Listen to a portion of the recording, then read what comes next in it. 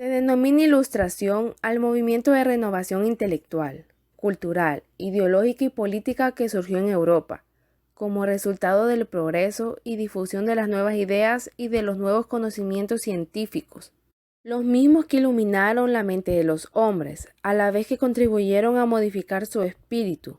La Ilustración alcanzó su mayor desarrollo en el siglo XVIII, llamado por ello el siglo de las luces. En toda Europa se hablaba que se estaba viviendo en la época de las luces, en que los hombres iluminados por la luz de la razón debían establecer una nueva organización que habría de reemplazar al caduco antiguo régimen. En el siglo XVII ya se observaba un pequeño vestigio del iluminismo a través de los trabajos de René Descartes, que indicó en ellos las bases del racionalismo como la única fuente de conocimiento. En este sentido, que su teoría fue resumida como pienso y luego existo. El iluminismo se creó por la insatisfacción constante que sentía la sociedad de Europa, específicamente en las últimas 2 décadas del siglo XVIII. El iluminismo fue un movimiento de reacción al absolutismo europeo, que tenía como característica las estructuras feudales, influencia de la Iglesia Católica, el monopolio comercial y la censura de las ideas peligrosas.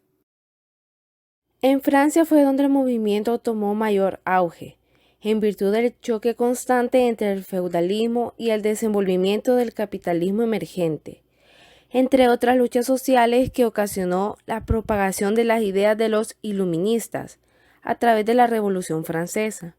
En referencia a lo anterior, se obtuvo como resultado la eliminación del sistema feudal y estimulación de la queda de los regímenes absolutista mercantilista que existía en otras partes de Europa.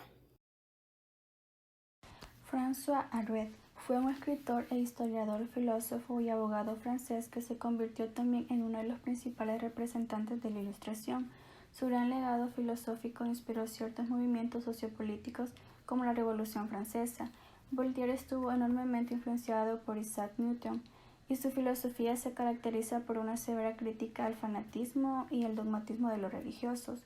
Jean-Jacques Rousseau, escritor y filósofo, se convirtió en uno de los principales líderes intelectuales de la Revolución Francesa.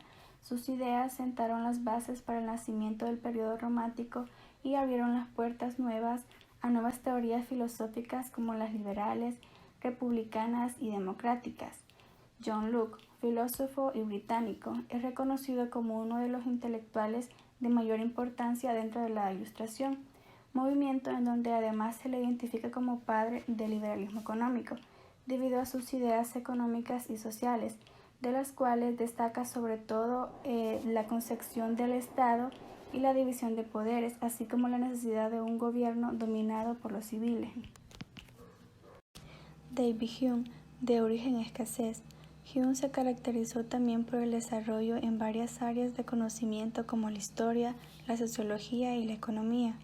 Asimismo, es tenido como una de las grandes figuras de la Ilustración, tanto escocesa como occidental.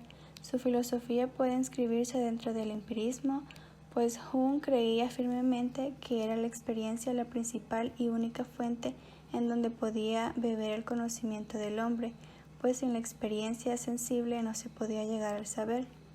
Louis Montesquieu.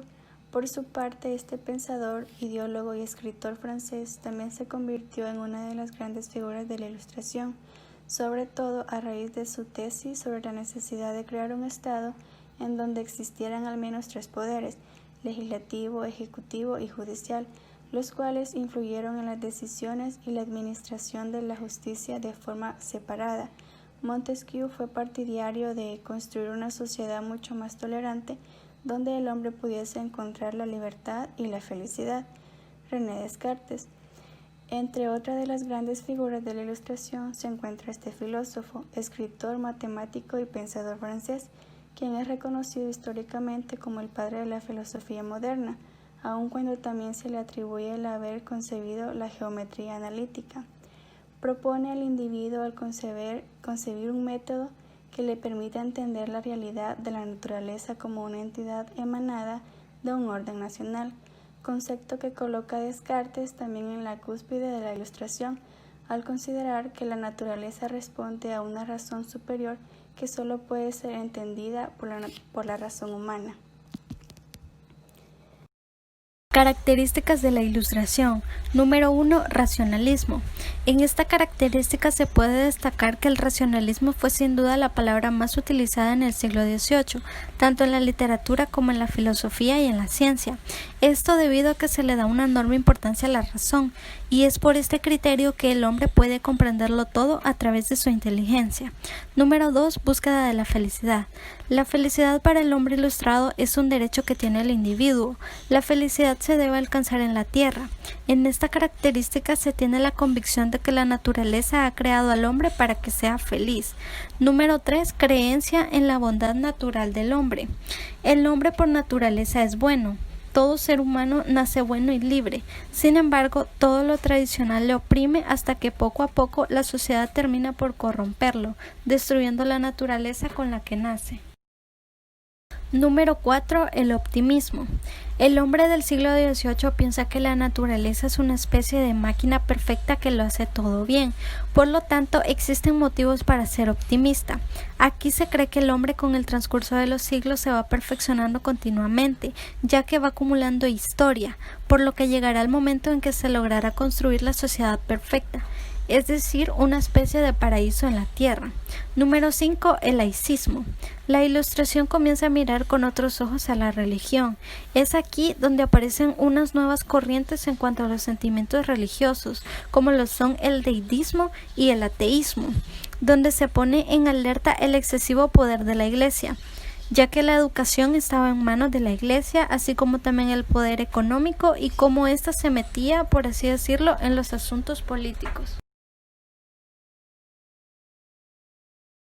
Dentro de las principales consecuencias de la Ilustración tenemos que dio un fuerte impulso al desarrollo del método científico y de las ciencias como las conocemos en la actualidad. Si bien sabemos que el método científico es importante a la hora de realizar cualquier investigación, también así lo fue para que la ciencia se pudiese desarrollar de una mejor manera y tuviese grandes avances científicos. En muestra de ello es que se inventó el termómetro de mercurio, se inventó el pararrayos, se perfeccionó la máquina a vapor y no así menos importante también se dio la primera ascensión en globo, se construyó la presa hidráulica y se inventó la pila eléctrica. El cuestionamiento de los privilegios de sangre fue una de las principales razones para que la Revolución Francesa terminase con la monarquía absolutista que predominaba en esta época. En otras monarquías, los reyes practicaron un sistema llamado despotismo ilustrado. Principalmente se vio en monarquías como la española. Ahora bien, mantenían el absolutismo, pero le adherían a los principios de la Ilustración y con esto pretendían brindar a sus súbditos una mejor educación y medios para que ellos pudiesen ir progresando poco a poco. También está la difusión de sus cuestionamientos al poder político vigente y de la idea de igualdad de las personas ante la ley fue una influencia importante para los estudios americanos, y eso fue una de las principales razones que guiaron a las revoluciones independentistas de las colonias europeas. En Francia, los pensadores de la Ilustración crearon una enciclopedia para reunir y difundir todo el conocimiento. Esta publicación, que se llamó Enciclopedia o Diccionario Razonado de las Ciencias, las Artes y los Oficios, se fue complementando a lo largo de los años y fue el antecedente de las actuales enciclopedias, tanto materiales como virtuales. Buenos días, mi nombre es Ángela Palacios y yo voy a hablarles sobre el liberalismo político. Pero antes de adentrarnos al tema, debemos conocer primero qué fue el liberalismo. El liberalismo se construyó mediante las ideas que se concibieron durante el periodo de la Ilustración. Ideas tales como la libertad del individuo, la igualdad de derechos humanos y la igualdad de seres humanos propusieron una forma de gobernar en el siglo XIX, la cual fue llamada liberalismo. Este movimiento se dividió en tres: el liberalismo político, liberalismo económico y liberalismo social. El liberalismo político consistía en una forma de poder que aboliera la forma de poder ejercida durante el siglo XVIII, o sea, las monarquías absolutas, en la que el rey era el único gobernante. O sea, era él como un ser divino en el cual solo él concentraba los poderes del Estado. Él podía hacer las leyes, hacer cumplir las leyes y ejercía como un juez supremo. Lo que el liberalismo político proponía era una forma diferente de gobernar, una forma de gobernar basada en 3 principios, los cuales eran la soberanía de los ciudadanos, la Constitución y la división de poderes. La soberanía de los ciudadanos era otorgar a los ciudadanos un cierto poder para que ellos pudieran elegir a sus gobernantes mediante el voto o el sufragio. La Constitución era la ley que iba a recoger los derechos y libertades de los ciudadanos y a su vez limitar el poder del rey. En la división de poderes, pues aquí nacen los 3 poderes que ya todos conocemos: el poder legislativo, el cual se iba a encargar de elaborar leyes; el ejecutivo, que iba a gobernar la nación; y el judicial, que se iba a encargar de juzgar las leyes.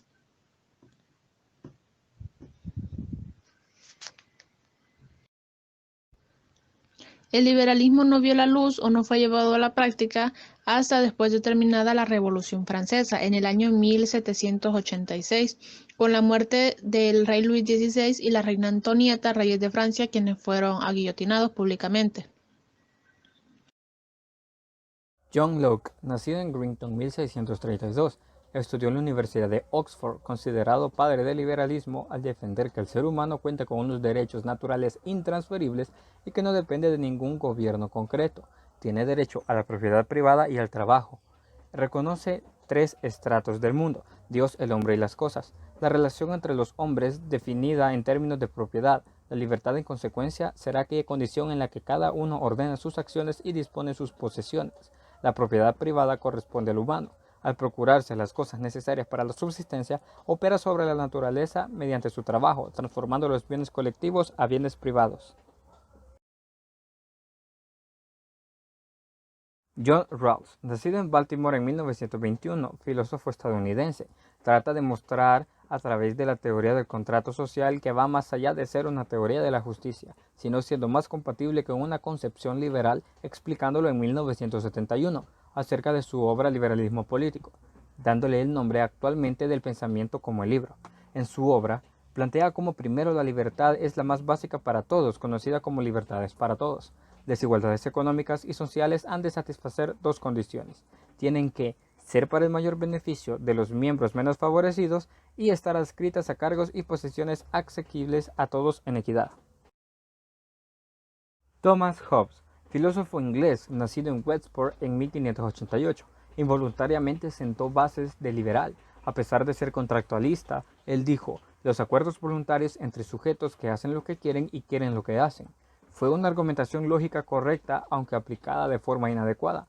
Además, su trabajo encierra conceptos esenciales para el liberalismo, tales como la preservación de la libertad, la importancia del individuo y la concepción pluralista de la felicidad humana. Para las recientes interpretaciones, Hobbes se proclama como un autor liberal o incluso como el padre intelectual del modelo político de corte liberal. Características del liberalismo político. El liberalismo político es la doctrina política de la burguesía, su particular forma de ver el poder. Y como primera característica tenemos la búsqueda de un Estado de Derecho, lo cual es la igualdad jurídica de todos los ciudadanos ante la ley, y es justo lo que buscaba la burguesía al oponerse a los privilegios de la monarquía y la aristocracia. Como siguiente característica tenemos los derechos individuales inquebrantables, como la libertad de expresión, prensa, reunión y asociación. También tenemos el derecho a la propiedad privada, el cual debe ser defendido por ley.